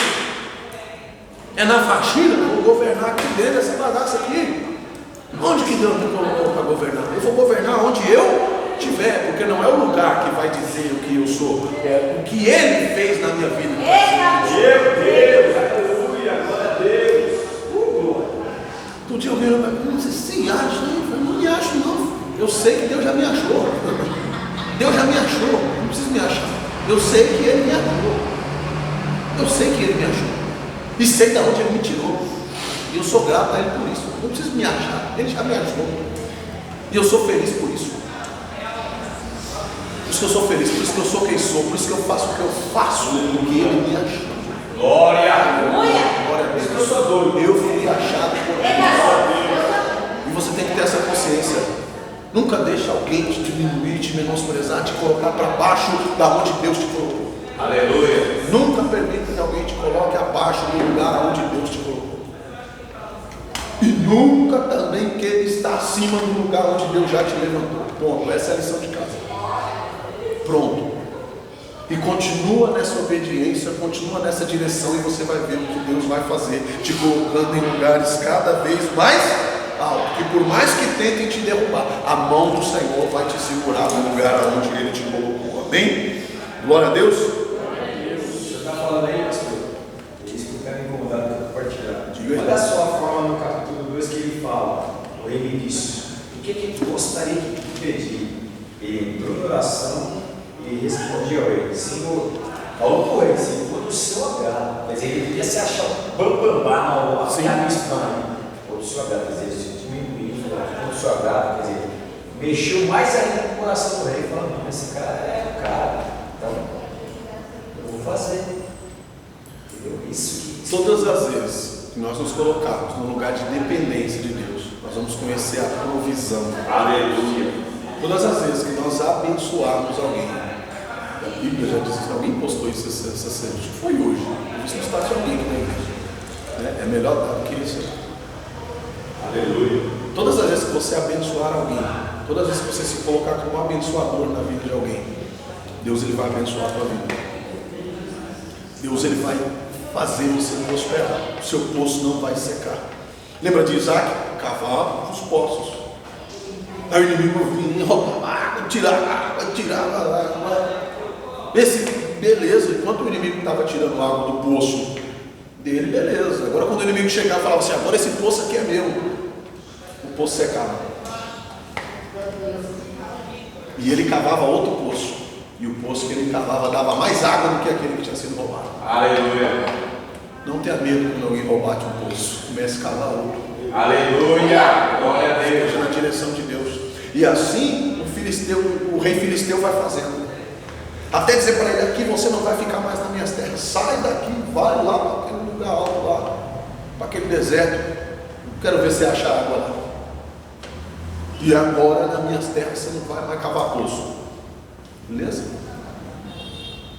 Os poços que ficaram secaram. E o lugar onde Isaac estava, que era improvável nascer água, ele não precisou cavar muito. Tá?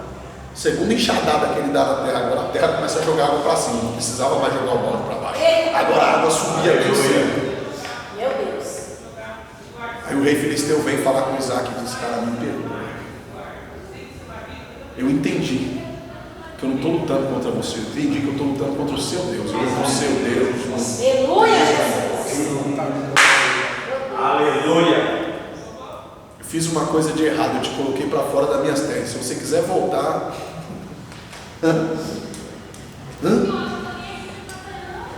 O problema é que os poços não são tomados e a gente desanima e cruza o braço. Ah, tomaram meu poço. E daí? Você tem um Deus que faz brotar água no deserto.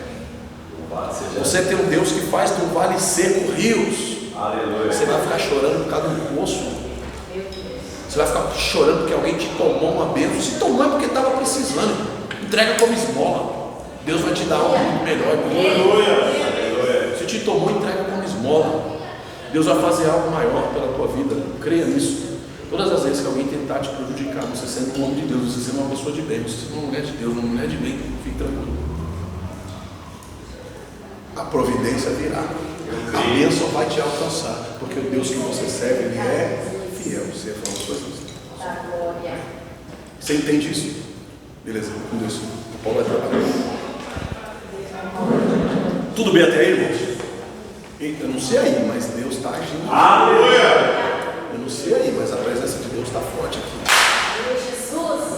Neemias capítulo 7. E sucedeu mais que depois que o muro for edificado, eu levantei as portas e foram estabelecidos os porteiros e os cantores e os levitas. Olha só, olha só, capítulo 7. O irmão Paulo vai trabalhar. Ele vai na carona para enquanto. Irmãos, capítulo 7. Você percebe que o muro foi terminado.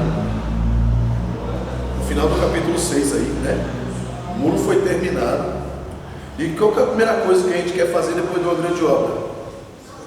Descansar, tirar férias. Sou merecido. Trabalhei. Agora eu vou tirar férias. Agora eu vou parar.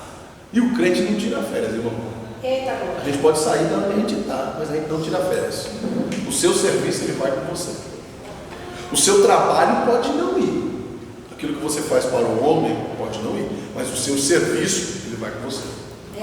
Você continua sendo servo, não é assim, missionário? Né, o pastor sai daqui de São Paulo, foi lá para Minas. Ninguém no meio do mato. Falei, tranquilo. Levei minha Bíblia, de noite dava minha pesquisada ali. Eu vou ficar aqui em paz. No meio do nada, minha mãe mora lá. Chegou lá um dia, tem um pinto ali, uma biboca lá no meio do mato. Lá, vamos lá, vamos. Um ponto de pregação. Cheguei lá, lá atrás dos irmãozinhos, tudo lá no ministério. Eu falei, que bênção, eu vou ficar aqui hoje só. Comendo. E daqui, de lá, os irmãos pregam daqui, prega de lá, aqui, daqui, de lá, e beleza. E eu pé da minha mãe ali. Minha mãe não falou com ninguém, não disse que eu era pastor, não falou nada. Beleza, daqui a pouco eu vamos orar, irmão, pela palavra. Glória a Deus, pelo menos um dia de descanso. Fechei o olho para orar. O irmão fez a oração pela pregação. Agora vamos chamar aqui o pastor para poder pregar para nós. Era eu. Vai andar de férias? Não vou nem tirar um dia para descansar. Beleza, peguei. Aí uns 2 dias depois fomos tudo na cidade. Aí eu para a cidade. Aí estou lá e cuido daqui, cuido de lá, não fala daqui, não fala de lá. Aí era o mesmo pastor que estava lá na igreja lá esse dia. Eu falei, eu estou tranquilo, porque preguei lá, não vai voltar para pregar aqui. Só que era a esposa dele que estava dirigindo o culto. Ela dirigiu o culto, uma bênção e tal, irmão dando da palavra, né, e tal. E os irmãos tiveram um culto lá na roça, e o culto foi uma bênção, né, o pastor de São Paulo, né, pregou lá, disse que foi uma bênção, né, foi, graças a Deus, foi tudo bem e tal. Mas eu não estava lá, irmãos, tem uns irmãos, quem não estava lá? Quem não estava, né? Então hoje nós vamos ver o ministério. E assim foi, todos os dias que nós estávamos por lá. Então fique de lição aí para quem vai passear, para quem vai viajar, para quem vai tirar férias, tá certo? Você vai tirar férias do seu trabalho. O serviço vai contigo, tá? O serviço vai com você, onde você estiver. Uma Cida chegou lá, até velório teve que fazer. É assim, irmão. Porque o homem e a mulher de Deus, aí para. Foi uma bênção, a pessoa queria pular no mistério lá no meio do velório, lá assim, cantando lá. E a presença de Deus, porque onde Deus está, irmão, não importa o lugar. Se Deus está, muda a situação. Um ambiente que era triste, um ambiente que era para ser um ambiente de desgosto, de tristeza, Deus faz o mover, porque a presença dele é para isso. Então, o serviço, ele terminaram a obra, terminaram o muro. Está todo mundo aqui já, quem sabe, marcando uma praia, quem sabe aqui marcando, né, o churrasco. Aí Neemias falou, acabamos, então agora chega aqui. Chega aqui que agora nós vamos adorar. Agora vamos fazer um grande culto.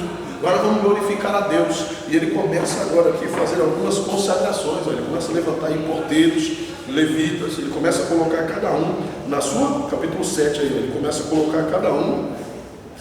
E nomeei Anani, o irmão dele, o maioral da fortaleza sobre Jerusalém, que era homem fiel e temente a Deus mais do que muitos. Ele coloca seu irmão ali como um sacerdote, né, como um pastor ali para administrar toda aquela situação, entendeu? Então ele vai, chama, né, os porteiros, estabelece porteiros, né, ou seja, unge ali alguns porteiros, cantores e levitas. E mais uma vez aí a gente vê que às vezes fala, eu sou levita, e às vezes você vê que são funções distintas, né? Cantor é uma coisa, levita é outra. Nem sempre o levita vai ser cantor, e nem sempre o cantor vai ser levita, né? Levita é aquele que adora, é aquele que toca, é um instrumento, é um músico, né? Às vezes o cara tem o dom de tocar, mas se for para cantar, tem outros que é igual eu, nem canta nem toca, só bota terror. Mas é isso. Então que Deus assim, ele possa verdadeiramente nos preparar para essa obra. Mas você vê que mesmo assim, eles não correram, eles estiveram de pé. Aqueles que outrora não tinham força nem para edificar os muros, agora, depois de uma trabalheira dessa, porque foi serviço, né? Aqui não tinha hora de almoço não. Aqui não tinha hora de almoço não. E mais, tinha que trabalhar com a colher de pedreiro numa mão e a espada na outra, que era para o inimigo não vir atrapalhar a obra. Não tem negócio de estar moscando não. É fazendo e orando, é fazendo e vigiando, é trabalhando e vigiando. Tá certo? Onde que muitos erram? Porque trabalhar e não vigia. Trabalhar e não ora. Quando vai ver, o inimigo já está com a espada na garganta. Né? Mas o homem e a mulher de Deus, todavia, trabalha vigiando e trabalha pronto para a guerra. Está trabalhando, mas se estiver guerreando, solta a colher e usa a sua espada. Tá certo? Então, é uma preocupação aí que nós temos que ter, para não se empolgar tanto só com o serviço e esquecer que continuamos em guerra, continuamos em batalha, precisamos estar em oração. Verso 73 do capítulo 7: e habitaram os sacerdotes, os levitas, os porteiros e os cantores, e alguns do povo, e os netineus, e todo Israel nas cidades circunvizinhas, o espaço onde outra hora era ocupado pelo inimigo que vinha aterrorizar eles, agora até esse espaço eles começaram a tomar de conta. Olha aí, porque a bênção de Deus ela sempre é a bastarda. A bênção de Deus ela sempre é maior do que aquilo que nós almejamos e precisamos e queremos e buscamos. Quando Deus decide abençoar, a bênção ela vem em porção dobrada para a honra e glória do nome do nosso Deus. Bora lá. Aí depois que ele ajuntou todo o povo, né, verso 5, capítulo 8, versículo 5. E Esdras abriu o livro perante os olhos de todo o povo, porque estava acima do povo, um altarzinho. E abrindo ele, todo o povo se pôs em pé. E Esdras louvou ao Senhor, o grande Deus, e todo o povo respondeu: Amém, amém. Levantando as mãos, inclinando-se, e adoraram o Senhor com o rosto em terra. Sim? Capítulo 8, versículos 5 e 6, eu li agora aí. Então nós vemos aí, né, o culto propriamente sendo feito e proclamado. E você vê aí que ele não está, né, ainda dentro do templo. O templo foi construído, mas porque ali estavam todos, agora não cabia todo mundo dentro do templo. Então o culto foi feito ao ar livre, o culto foi feito do lado de fora. Tamanha era a gente que estava lá, porque além do povo daquela terra, ainda tinha aqueles que vieram com ele para trazer as madeiras, para trazer os recursos, para poder ajudar, tá certo? Então toda essa gente está presente no culto. Toda essa gente agora está diante daquela situação para glorificar a Deus. E aí Neemias agora encerrando a sua pregação no capítulo 9, né? Ele lembra ao povo que Deus é quem está no governo e no comando daquela situação, e que eles só foram capazes de fazer aquela construção porque tiveram a ajuda e o patrocínio de Deus. Olha, não é Ataxerxes que foi generoso com a gente, não, é porque a mão do Senhor todo o tempo nos foi favorável. Olha o nosso rei quem é. Porque aí depois que Neemias fez tudo isso aqui, como você acha que o povo ficou? Neemias. Neemias é o rei, Neemias é o cara, Neemias é fogo. Peraí. Neemias capítulo 9, versículo 6. E tu, ó Senhor, és o que fizeste o céu, os céus dos céus, e todo o exército, a terra e tudo que nela há, os mares e tudo que nele há, e tudo que guardas, e tu os guarda em vida a todos, e o exército dos céus te adora. O exército dos céus te adora. O que ele está dizendo aqui?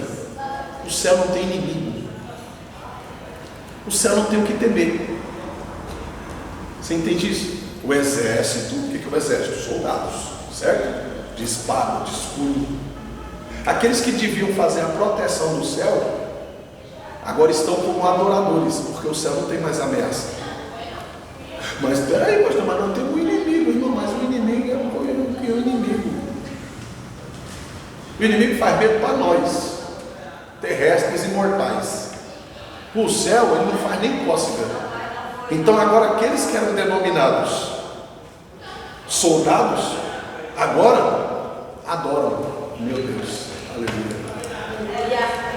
E tem crente tão preocupado em segurar a espada que esquece de adorar. Tem crente tão preocupado em se defender que esquece que é adorador. Tem crente tão preocupado em manejar sua espada que esquece que a única função que nós temos agora é adorar a Deus. Vamos se defender? Sim, contra o inimigo.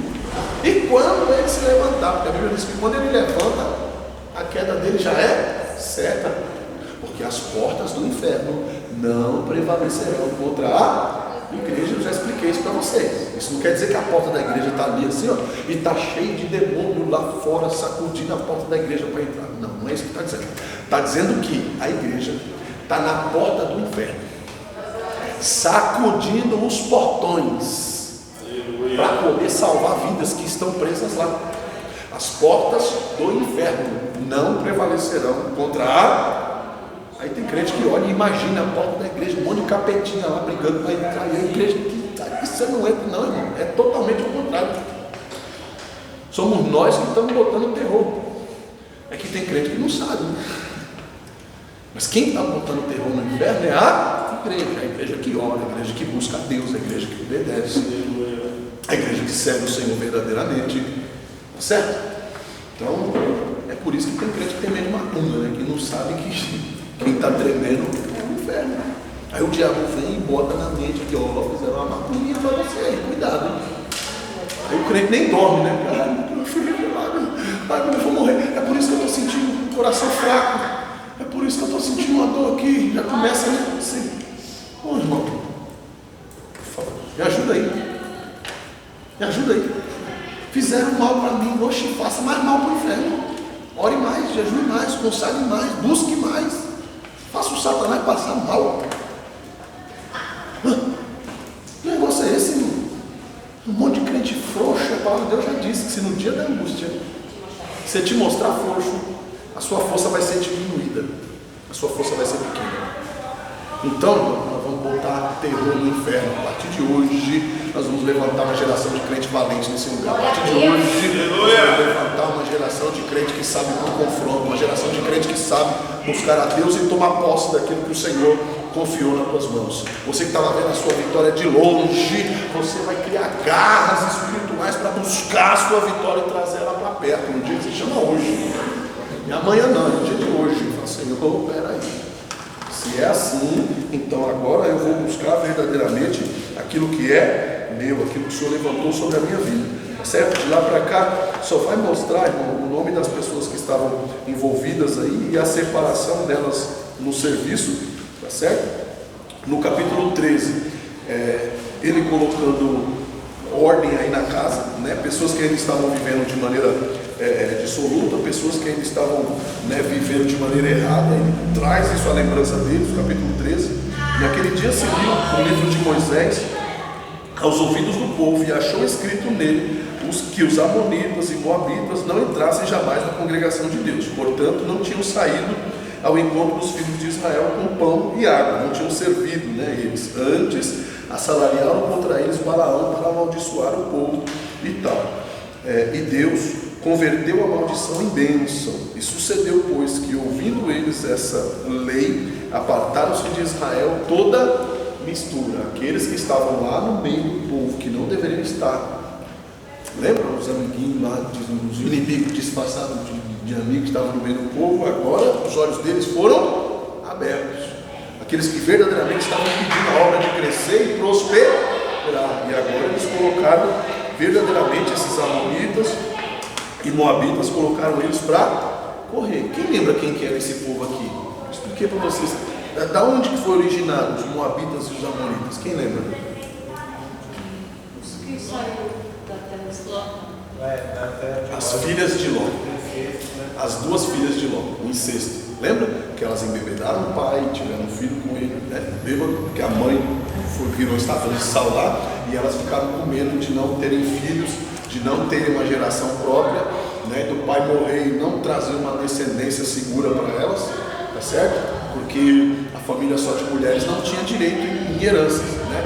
Então elas precisavam de filhos homens para poder dar continuidade no nome da família, tá certo? Então elas, apavoradas diante daquela situação, cometeram ali o incesto, e por isso, diante de Deus, eles foram amaldiçoados, esse povo aqui, porque eram frutos de incesto. E o próprio Deus tinha dito, né, que o pai não conhecesse a nudez das filhas, e nem a dos pais, e nem os tios das sobrinhas, e vice-versa, tá certo? Isso foi proibido e abolido por Deus, e mesmo assim eles o fizeram. Então, e depois você entende por quê, né? Olha o que esse povo se tornou depois contra o povo de Deus.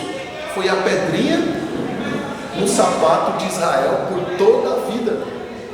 Tem coisa que Deus fala não pra gente, não, a gente fica, né? Por quê? Não, mas não tem nada a ver, não, mas por que Deus? Mas não tem nada a ver, meu irmão. Mas todo mundo, né? Todo mundo faz, né?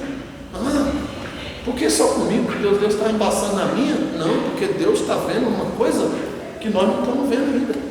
Deus já está sabendo de coisas que nós só vamos saber daqui um tempo. Tem atitudes na minha vida que eu tomei, que com o entendimento que eu tenho hoje, eu não teria tomado. Posições na minha vida que eu tive lá atrás, que fosse hoje, eu teria corrido longe. Mas nós não confiamos na ação de Deus. Ele fala assim, não está tão legal. Fala, cuidado. Está tão bom. Mas Deus, na antecipação das coisas, ele já fala assim, isso aí não é para você. Mas eu sempre quis isso. Ah, mas era o meu sonho. Mas não era o sonho de Deus para você. Era o seu sonho. Falou bem. Mas não era o sonho de Deus para você. Porque o que Deus sonhou para nós é perfeito. É bom e é agradável. Não agora. Para toda a vida. O que o diabo prepara para nós é bom e é agradável. Agora. Mas a Bíblia diz que o fim é de morte. O fim tem veneno. No fim, nós vamos descobrir que é ruim, mas aí nós já chegamos no fim e não dá para voltar mais. Certo? Que diante de Deus, as nossas direções, as nossas escolhas e tudo aquilo que nós vamos fazer, nós façamos como Neemias. Busquemos a Deus em oração, pedindo, Senhor, toma a frente. Eu não quero escolher o que o Senhor não escolheria para mim. Eu não quero trazer para a minha vida algo que o Senhor mesmo não traria. Eu não quero caminhar com algo, com alguém que o Senhor não colocasse no meu caminho. E ponto, simples assim. Seja o que for, seja uma porta de trabalho, seja uma amizade, seja um relacionamento, seja o que for, busque a direção de Deus. É algo que vai te dar recurso, é algo que vai te trazer lucro, é algo que vai te dar dinheiro, pode. É algo que você pensa que vai te dar prejuízo, pode. Talvez no seu entendimento é algo que vai te dar prejuízo, que ninguém está valorizando naquele momento. Mas aí Deus fala para você assim, ó, pega que eu vou te abençoar. Ah, mas vai dar prejuízo. Aí lá na frente, Deus muda a situação. Então Deus desvalorizou para que você tivesse condições de ter. E aí depois que é seu, Deus vai vir o jogo. Porque é assim que Deus trabalha, é assim que Deus ele faz. Ele não precisa da aprovação humana, ele não precisa dos acordos e princípios humanos para poder abençoar ou fazer alguma coisa. Amém? Glória a Deus. Eu tive a oportunidade de pegar um terreno daquele ali atrás da Delga ali, né? E na época a gente olhou e falou, meu, isso aí não vai dar em nada, esse lugar aí não... Na época você achava terreno ali de 3 mil reais, 5 mil reais. Na época eu poderia ter comprado um terreno daquele ali, mas aí isso não deu nada. Hoje em dia, quanto vale o terreno daquele ali? Menos de 200 mil você não compra um terreno. Nem tem mais, porque quem tem não quer vender. É exatamente isso. Entendeu? Você entende? Quando Deus quer abençoar, quando Deus quer fazer, a gente tem que apenas confiar. Moade aí. É quem dá para alguma coisa Esse lugar aqui é mais valioso aqui hoje, é essa Moade aí. está melhor do que aqui. Em infraestrutura, né? Em ruas, em situação. Tudo reto, Tudo plano. As casas, tudo os casarões. Tem esgoto, tem água, tem luz. Segurança particular. Quem diria? Tá certo? Mas fiel é Deus que nos dá vitória, que nós possamos verdadeiramente aprender a confiar na direção do nosso Deus. Está falando com alguém aí, amém? Vamos orar.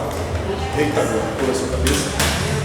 Altíssimo Deus, querido Pai, Deus amado, Deus querido, abençoa, Senhor Deus, a vida, meu Pai, dos teus servos, direciona, Senhor, os nossos pensamentos, Pai, que nós possamos verdadeiramente, Senhor, nos ver nessa noite, como o Senhor nos vê, ó Pai, nos revela, Senhor, aquilo que precisamos melhorar, nos diga, Senhor Deus, onde estamos acertando, revela, Senhor Deus, a cada um de nós, Senhor, com os teus olhos, Pai, manifesta, Senhor Deus, o teu grande poder e opera um milagre, despede o teu povo em paz, livra, Senhor Deus, de todo mal e declara a vitória, Senhor, sobre o teu povo. É o que eu te peço e te agradeço em nome de Jesus. Amém? Graças a Deus. As mãos erguidas, que o grande amor de Deus, a graça do nosso Senhor e Salvador Jesus Cristo, que a comunhão e consolações do Espírito Santo de Deus seja sobre a vida de cada um de vós até a volta do nosso Senhor e Salvador Jesus Cristo. Digam amém. Se Deus é por nós, quem será contra nós? Agindo Deus,